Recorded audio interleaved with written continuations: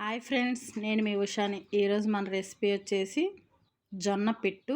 ఎంతో ఈజీగా ఎంతో టేస్టీగా ఇంట్లో ఎలా చేసుకోవాలో చూద్దాము. అంతకంటే ముందుగా మన ఛానల్ ఎవరైనా కొత్తగా చూసినట్లయితే లైక్ చేయండి, షేర్ చేయండి, సబ్స్క్రైబ్ చేయండి. బిల్లు కొట్టడం మాత్రం మర్చిపోమాకండి ఫ్రెండ్స్. వెనకటి రోజుల్లో మన అమ్మమ్మలు తాతయ్యలు ఇది తినే చాలా గట్టిగా ఉండేవాళ్ళు. ఈ రోజుల్లో జంక్ ఫుడ్ వల్ల తినటం మానేశారు. ఒకసారి ఇది లోపల వరకు ఎలా ఉడికిందో చూద్దాం. అది చాలా బాగా వచ్చింది కదా. ఎంతో హెల్తీగా ఉండే ఈ రెసిపీని ఎలా చేయాలో చూద్దాం రండి.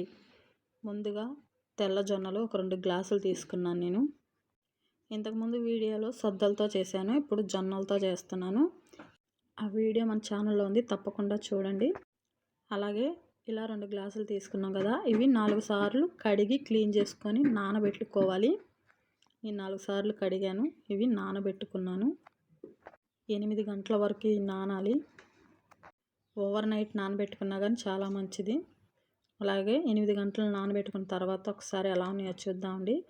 ఇవి నానివి, ఇవి మళ్ళీ ఒకసారి క్లీన్ చేసుకుని ఆ వాటర్ అంతా వంపేసి ఇలా జొన్నలు తీసుకోవాలి. ఇవి మనం మిక్సీ జార్లోకి వాటర్ ఏమీ లేకుండా ఈ మొత్తం పెద్ద మిక్సీ జార్ తీసుకున్నాను నేను.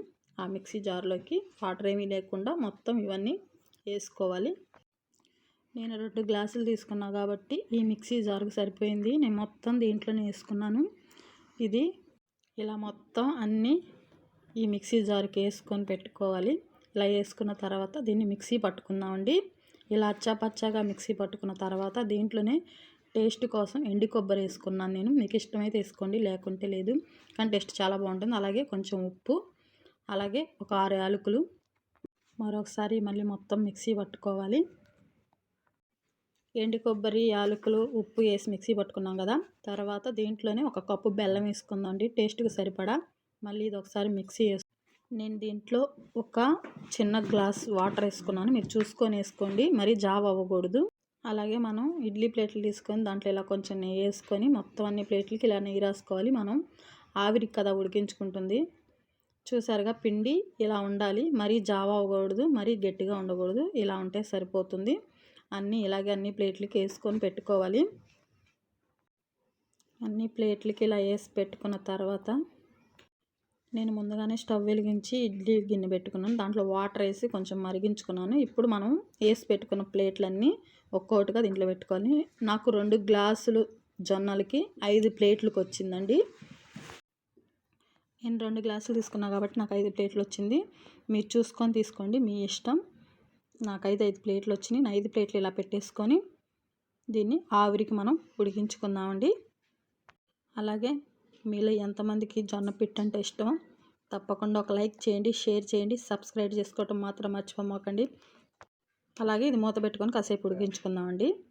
ఒక 10 నిమిషాల తర్వాత ఉడికిందో లేదో చూద్దామండి. ఇది ఉడికిపోయింది. ఇది ఉడికిందో లేదా ఎలా తెలుస్తుందంటే, ఫోర్క్తో మనం ఇలా అన్నప్పుడు దానికి ఏం అంటుకోకుండా వచ్చినప్పుడు ఇది ఉడికినట్టే. ఇది అయిపోయింది. గ్యాస్ ఆఫ్కొని ఇవి తీసేసుకుందామండి. ఇవి ఒక్కొక్కటిగా ఇట్లా ప్లేట్కి తీసుకుందామండి. మనం ముందుగానే ప్లేట్కి నెయ్యి రాసాం కాబట్టి చాలా ఈజీగా వస్తుంది. చాలా బాగా ఉడికింది కూడా, చాలా టేస్టీగా ఉంది. తప్పకుండా మీరు కూడా ట్రై చేయండి. చూస్తుంటేనే నోరూరుతుంది కదా, తినేయాలనిపిస్తుంది కదా. ఇంకెందుకు ఆలస్యం, మీరు కూడా ట్రై చేసి మీకు ఎలా వచ్చిందో కామెంట్ బాక్స్లో కామెంట్ చేయండి. అన్ని ప్లేట్లు ఇలా తీసి పెట్టుకోవాలి. అమ్మమ్మల తాతయ్యల కాలాల లాంటి ఫుడ్ మనం కూడా ట్రై చేసి మనం కూడా స్ట్రాంగ్గా ఉందాం. అలాగే ఈ రెసిపీ మీకు నచ్చినట్టయితే లైక్ చేయండి, షేర్ చేయండి, కామెంట్ చేయండి, బెల్ కొట్టండి, సబ్స్క్రైబ్ చేసుకోవటం మాత్రం మర్చిపోమాకండి ఫ్రెండ్స్. మరొక రెసిపీతో మళ్ళీ కలుద్దాం. బాయ్.